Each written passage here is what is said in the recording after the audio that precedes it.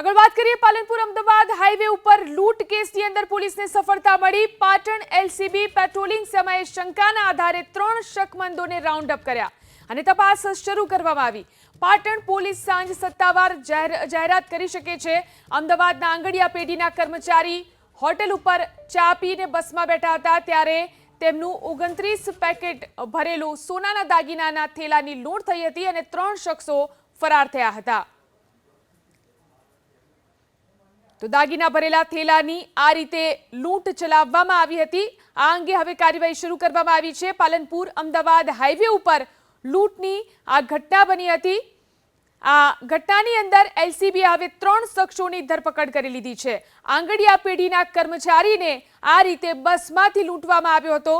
રૂવાવી માર્ગ પરથી 3 શખ્સોને હવે એલસીબીએ ઝડપી પાડ્યા છે। તો જે ઘટના સામે આવી હતી આ વિશે વધુ જાણકારી મેળવીએ। અમારા સંવાદદાતા એઝાઝ ફોન લાઈનથી જોડાયા છે। જી એઝાઝ, આંગડિયા પેઢીનો કર્મચારી લૂંટાયો હતો, આ કેસમાં શું કાર્યવાહી?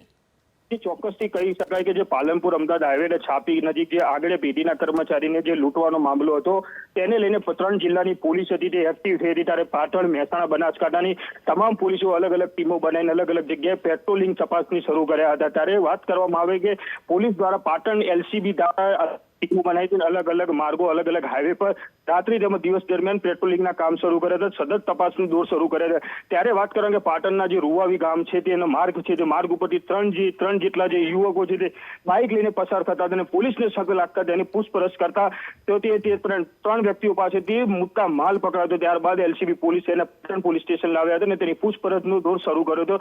પૂછપરછના અંદર મળતી માહિતી અનુસાર જે 3 છે તે જે પાલનપુર હાઈવે પર જે લૂંટ થઈ હતી તે 3 આરોપી તે છે અને હાલ તો તે મુદ્દામાલ લઈને તેને કવર કરવામાં આવે છે, તેની પૂછપરછ શરૂ કરવામાં આવી છે। આજ સાંજ સુધી તમામ આરોપીને પોલીસે જે બતાવી દેશે અને એની પ્રેસ પણ રાખવામાં આવી છે। જી આભાર તમામ જાણકારી આપવા માટે।